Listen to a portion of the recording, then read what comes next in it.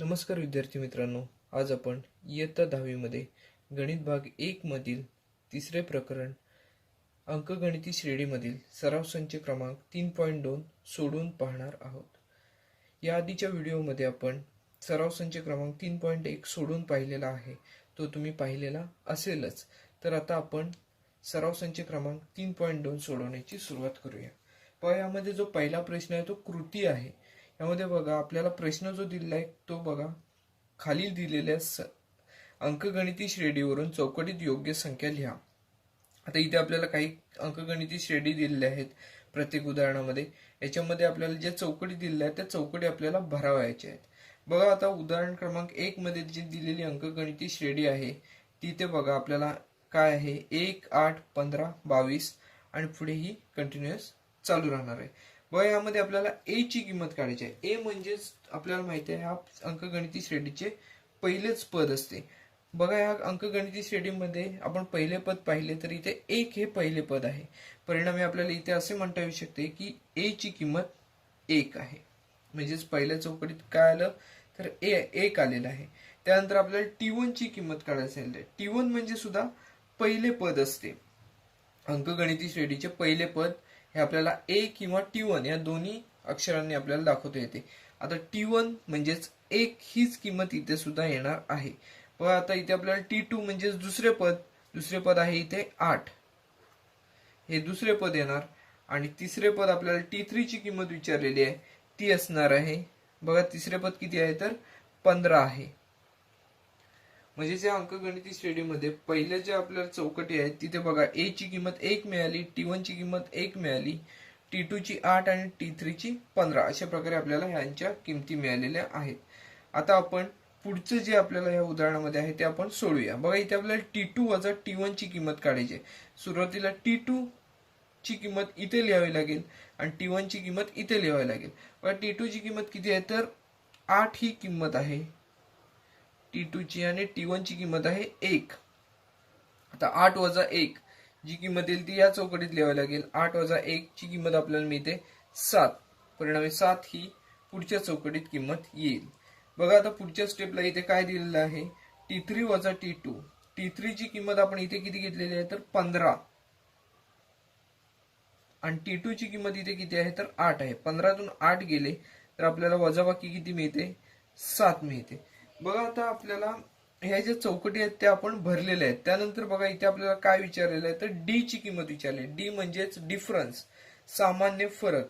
ह्या बघा, यातील आपण जो सामान्य फरक जो काढलेला आहे तो किती मिळालेला आहे तर 7 हा आपल्याला दोन्ही ठिकाणी सामान्य फरक आपल्याला मिळालेला आहे। अंकगणिती श्रेणीमध्ये सामान्य फरक समान असतो। इथे बघा, आपल्याला T2 वजा T1 ची किंमत 7 मिळालेली आहे, त्याचप्रमाणे T3 वजा T2 ची सुद्धा किंमत इथे 7 मिळालेली आहे। म्हणून डी ची किंमत इथे आपण 7 आहे असे येथे लिहिलेले आहे।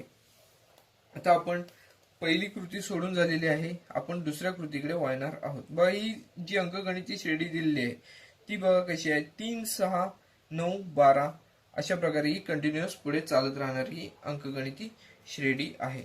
आता यामध्ये आपल्याला पहिल्यांदा T1 ची किंमत काय आहे ती काढायची आहे। T1 ची किंमत बघा, T1 म्हणजेच पहिले पद इथे किती आहे तर 3 आहे।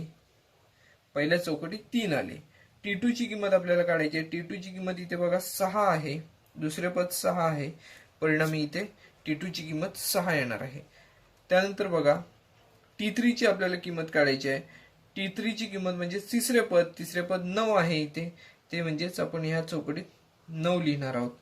पुढे बघा, T4 ची आपल्याला किंमत काढायला सांगितली आहे। T4 बरोबर चौथे पद म्हणजेच 12 ही किंमत इथे येणार आहे।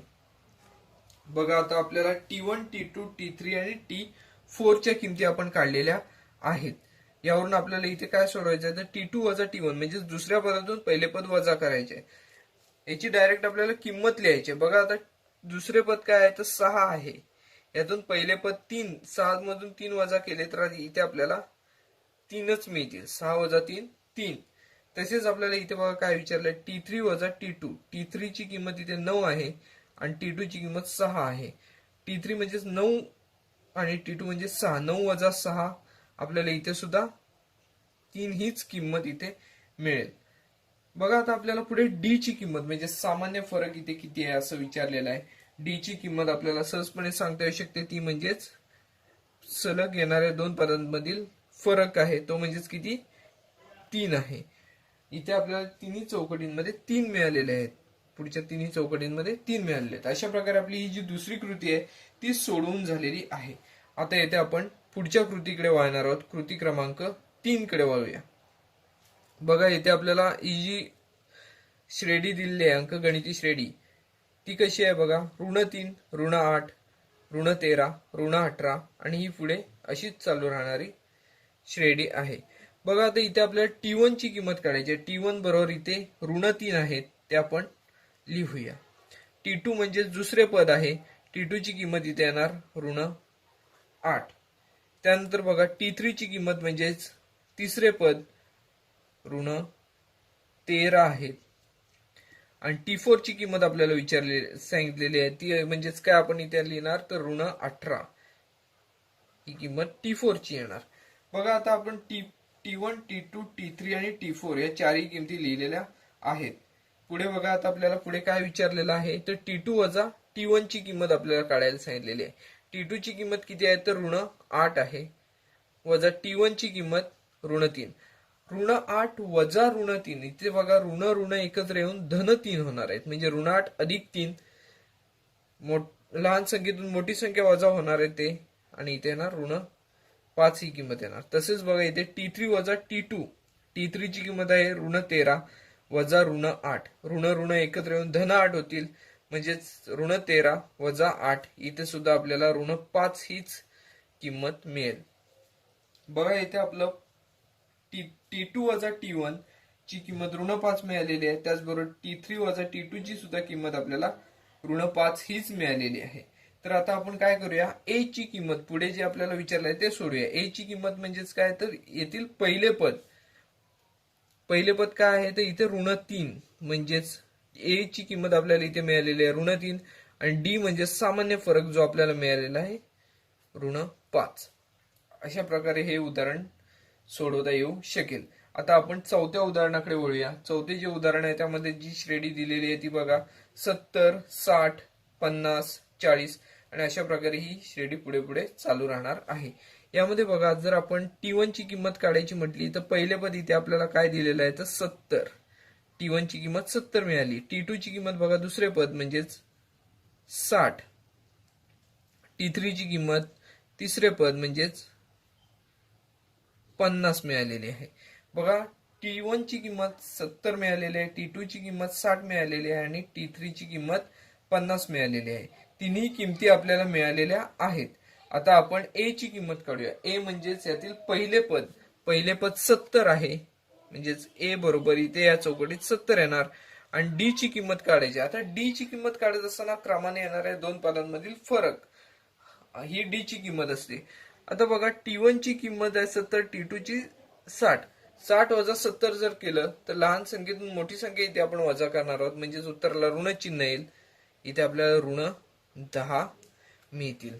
बघा इथे आपलं पहिलं जे उदाहरण आहे ते सोडून झालेलं आहे. बघा ही कृती होती, अतिशय सोपी अशी कृती होती. आता आपण दुसऱ्या उदाहरणाकडे वळणार आहोत. दुसरे जे उदाहरण आहे ते बघा काय आहे. खालील क्रमिका अंकगणिती श्रेणी आहे का ते ठरवा. असेल तर त्या श्रेणीचे 20वे पद काढा. आता आपल्याला एक क्रमिका दिलेली आहे. ही क्रमिका अंकगणिती श्रेणी आहे किंवा नाही हे आपल्याला ठरवायचे आहे. आता हे ठरवण्यासाठी आपण सुरुवातीला काय करणार तर येथे ही जी अंकगणिती श्रेणी दिलेली आहे, क्रमिका दिलेली आहे ती बघा -12, -5, 2, 9, 16, 23, 30 अशा प्रकारे ही दिलेली आहे. याच्यामध्ये आपण काय करणार तर T1, T2, T3 अशा किमती घेऊया. T4 पर्यंतच्या किमती घेऊया आणि सामान्य फरक जो आहे तो समान येतोय की भिन्न येतोय तो पाहूया. बघा येथे T1 बरोबर पहिले पद म्हणजेच -12 आहे. T2 बरोबर -5, T3 बरोबर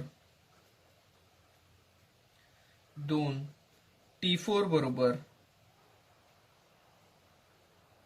9 आणि T5 बरोबर 16.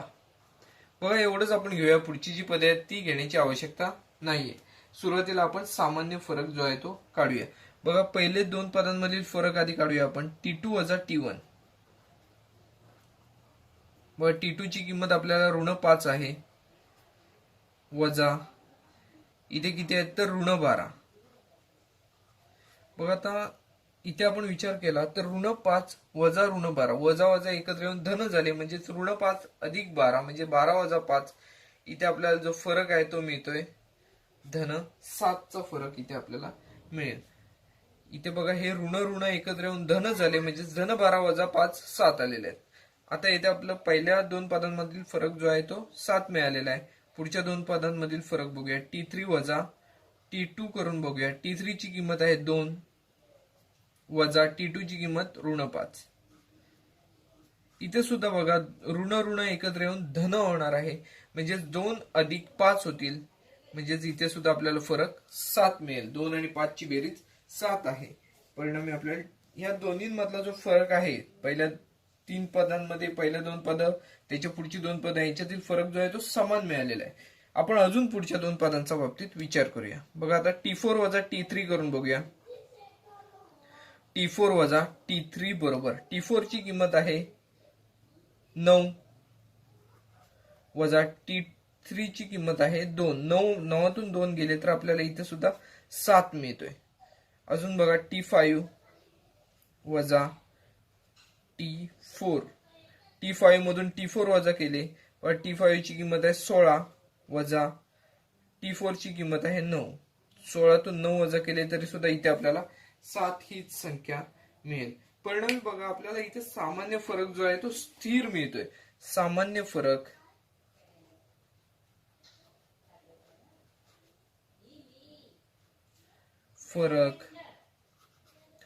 बरोबर डी बरोबर आपल्याला सर्व ठिकाणी 7 हाच मिळालेला आहे. म्हणजेच काय, सामान्य फरक हा स्थिर आहे. सामान्य फरक स्थिर आहे असं इथे आपल्याला दिसून येत आहे. इथे सामान्य फरक स्थिर आहे, म्हणून आपल्याला इथे काय म्हणता येऊ शकतं, तर ही क्रमिका अंकगणिती श्रेणी आहे. म्हणून ही क्रमिका अंकगणिती श्रेणी आहे. अंकगणिती श्रेणी आहे असे इथे आपल्याला म्हणता येऊ शकतं. श्रेणी आहे. बघा आता आपल्याला इथे पहिला जो प्रश्न विचारला होता त्याचं उत्तर आपल्याला मिळालेलं आहे. अंकगणिती श्रेणी आहे का ते ठरवा. तर आहे असं आपण ठरवलं. आता पुढे बघा काय विचारलेलं आहे. असेल तर त्या श्रेणीचे 20वे पद काढा. आता 20वे पद काढायचं आहे, त्यासाठी आपल्याला सूत्र लिहावं लागेल. आपल्याला सूत्र माहिती आहे. TN बरोबर A अधिक कंसामध्ये N वजा 1 गुणिले D हे सूत्र आहे. म्हणजे आपल्याला T20 च किंमत काढायची, म्हणजे T20 म्हणजे T20 म्हणजेच 20वे पद. या श्रेणीचे 20वे पद जे आहे त्याची आपल्याला किंमत काढायची आहे. तर आता 20वे पद काढण्यासाठी N ची किंमत आपण 20 घेऊया आणि सोडूया. A म्हणजेच काय आहे, तर पहिले पद आहे. पहिले पद आपल्याला काय माहिती आहे, तर ऋण 12 आहे अधिक N ची किंमत 20 आहे. 20 वजा 1 गुणिले D ची किंमत आपण किती काढलेली आहे, तर 7 काढलेली आहे. गुणिले 7. D म्हणजेच 7. सामान्य फरक जो आहे तो त्याची किंमत म्हणजेच D ची किंमत असणार आहे ती म्हणजे 7 आहे. बघा आता आपण 20वे पद काढण्यासाठी हे सोडवूया. ऋण 12 अधिक 20 वजा 1 19 गुणिले 7. आता 19 गुणिले 7 यांच्या हा गुणाकार सुरुवातीला आपल्याला करावा लागेल. बघा ऋण 12 अधिक 133. 19 गुणिले 7 तर 133 आहे, आपल्याला माहिती आहे. बघा आता आपल्याला ऋण 12 अधिक 133 यांची वजाबाकी करावी लागेल, कारण चिन्ह यांना दोन्हींना पण भिन्न आहेत. 133 मधून 12 गेले तर आपल्याला इथे 121 मिळतील. बघा आता आपल्याला इथे आपण काय केलं, सुरुवातीला ही क्रमिका अंकगणिती श्रेणी आहे असं ठरवलं आणि त्यानंतर 20वे पद जे आहे ते आपण इथे मिळवलेले आहे ते आपल्याला किती मिळालेलं आहे तर 121 आहे. मग आता आपण शेवटलं वाक्य लिहूया. ही क्रमिका किंवा दिलेली क्रमिका अंकगणिती श्रेणी आहे. अंकगणिती श्रेणी आहे व तिचे 20वे पद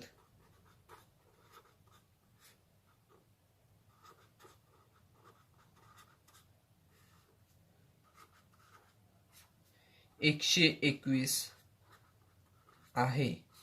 हे आपल्याला सोडवून या प्रश्नाचे उत्तर मिळालेले आहे. बघा आपल्याला अशाच प्रकारे पुढचेही उदाहरण सोडवायचे आहे. हे जे उदाहरण आहे ते आपले सोडून झालेले आहे.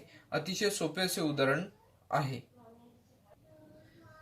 तर आपण सराव संचातील तिसऱ्या उदाहरणाकडे वळणार आहोत. बघा तिसरे जे उदाहरण आहे ते काय आहे तर दिलेली अंकगणिती श्रेणी 12, 16, 20, 24 आहे. तर या श्रेणीचे 24वे पद आपल्याला काढायला इथे सांगितलेले आहे. आता या श्रेणीमध्ये आपण काय करणार, सुरुवातीला T1, T2, T3, T4 यांच्या किमती घेऊया आणि पहिल्यांदा D ची किंमत घेऊया आणि A ची किंमत काय आहे ती ठरवूया. बघा येथे आपल्याला A ची किंमत जी आहे ती मिळेल. पहिले पद अंकगणिती श्रेणी आहे ती आधी आपण लिहून घेऊया. 12, 16, 20, 24 अशा प्रकारे ही अंकगणिती श्रेणी आहे. म्हणजेच यामधील पहिले पद म्हणजेच A असणार आहे ते म्हणजेच 1 आहे. येथे T1 ची किंमत सुद्धा 1 आहे. T2 ची किंमत आहे 16, T3 ची किंमत आहे 20 आणि T4 ची किंमत आहे 24. तर येथे आपण सामान्य फरक जो आहे तो आधी काढून घेऊया. म्हणजेच D ची किंमत सामान्य फरक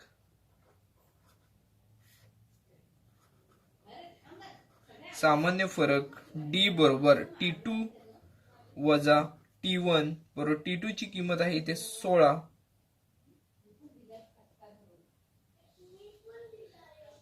इथे बघा A ची किंमत 12 आहे, आपण 1 लिहिलेली होती.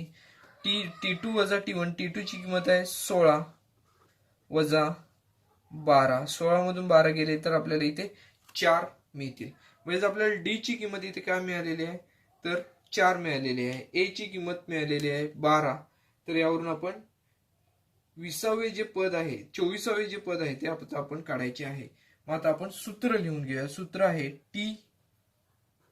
Tn बरोबर A अधिक कंसामध्ये n वजा 1 गुणिले D हे आहे ते सूत्र आहे. मग आता आपल्याला 24वे पद काढायचे म्हणजेच n ची किंमत इथे आपल्याला 24 घ्यावी लागेल.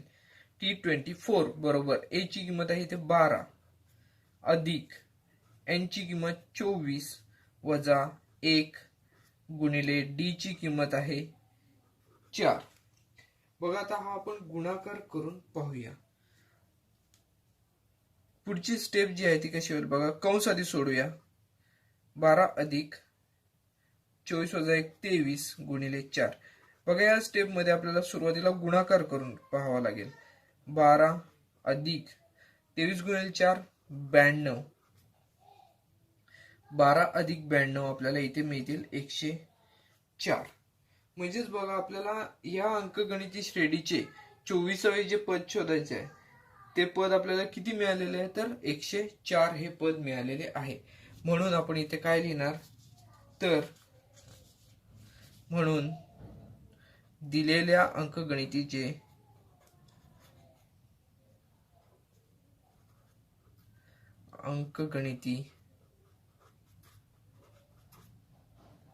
श्रेणीचे 24वे पद 104 आहे. बघा अशा प्रकारे हे जे उदाहरण आहे सराव संचातील उदाहरण क्रमांक 3 आहे ते सुद्धा अतिशय सोपे असे उदाहरण आहे. तर आपल्याला हे सूत्राच्या सहाय्याने सहजपणे सोडवता येऊ शकते. सुरुवातीला आपण काय केलेले आहे तर आपण यावरून ही जी अंकगणिती श्रेणी मिळाली त्यावरून आपण A ची किंमत घेतली. T1 T2 T3 T4 ह्यांच्या सुद्धा किमती घेतल्या. यावरून आपण सामान्य फरक म्हणजे डी ची किंमत जी आहे ती आपल्याला आपण काढून घेतलेली आहे.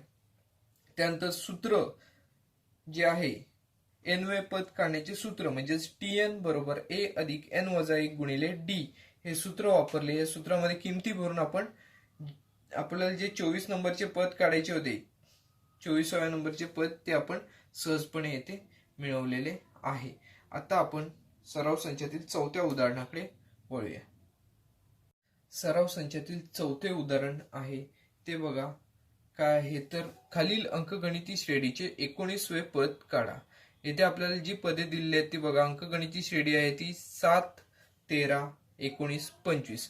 यावरून आपण पहिल्यांदा ए ची किंमत काढूया. ए बरोबर 7 ही किंमत आपल्याला मिळेल. T1 ची किंमत घेऊया 7. T2 बरोबर 13 दुसरे पद. T3 बरोबर 19 आणि T4 बरोबर 25 ही किंमत आपल्याला मिळेल. बघा आता आपण ए आणि त्याचबरोबर पुढची जी पदे आहेत त्यांच्या किमती घेतलेल्या आहेत.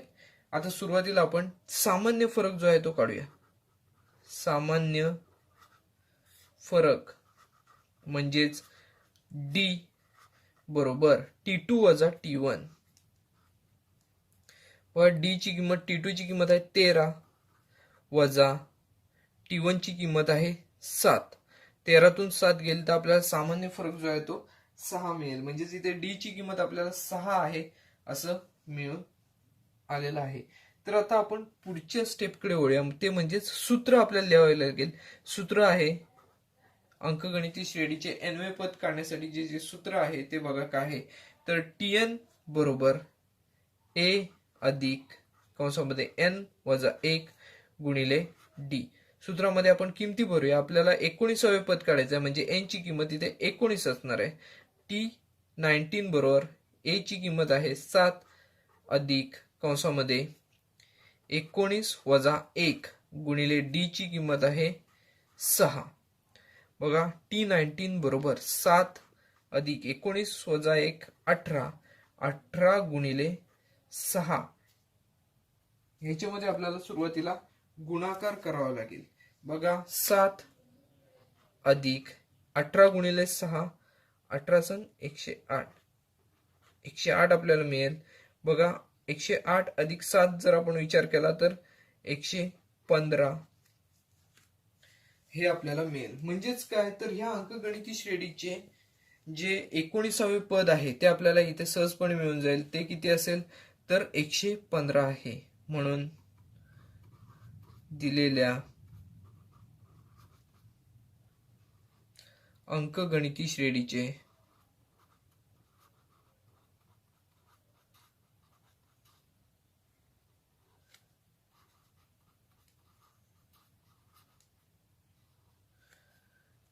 एकोणीसवे पद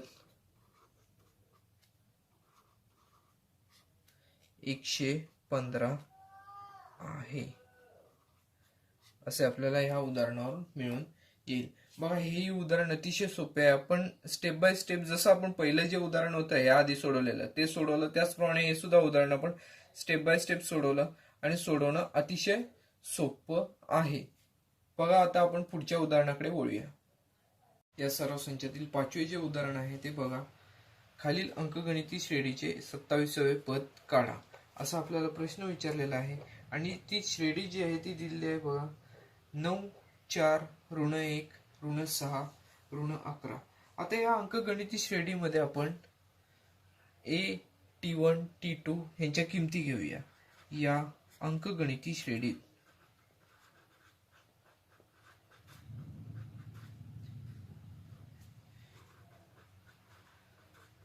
बघा ए ची किंमत आहे ते ए म्हणजेच पहिले पद तर 9 म्हणजेच T1 ची किंमत आहे ते 9. T2 ची किंमत आहे 4. T3 ची किंमत आहे ऋण 1. T4 ची किंमत आहे ऋण 6. आता येथे आपण सामान्य पद जे आहे सामान्य फरक जो आहे तो आपण काढूया. सामान्य फरक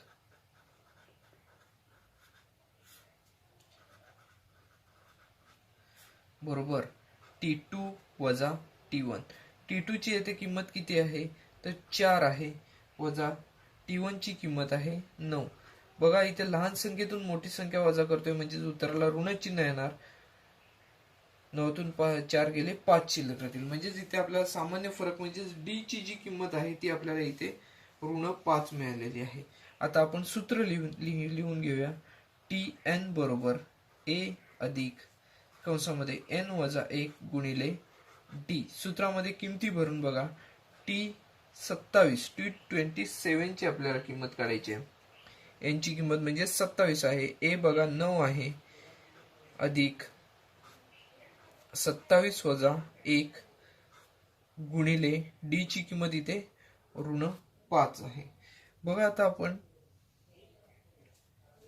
ही जी वजाबाकी आहे ती करूया. कंसातील 9 अधिक 27 वजा 1 26 होतील. 26 गुणिले ऋण 5 येतील. बघा 26 गुणिले ऋण 5 आपल्याला ऋण 130 मिळतील. म्हणजेच 9 अधिक कंसामध्ये ऋण 130 मिळतील. बघा 130 ला ऋण चिन्ह असल्यामुळे 9 वजा 130 होतील. म्हणजे याचं उत्तर आपल्याला मिळेल 130 वजा 9 121 आणि ऋण ह्याला चिन्ह राहील. म्हणजेच आपल्याला ह्या अंकगणिती श्रेणीचे 27वे जे पद आहे ते किती मिळाले तर 121 आहे असे मिळालेले आहे. म्हणून दिलेल्या अंकगणिती श्रेणीचे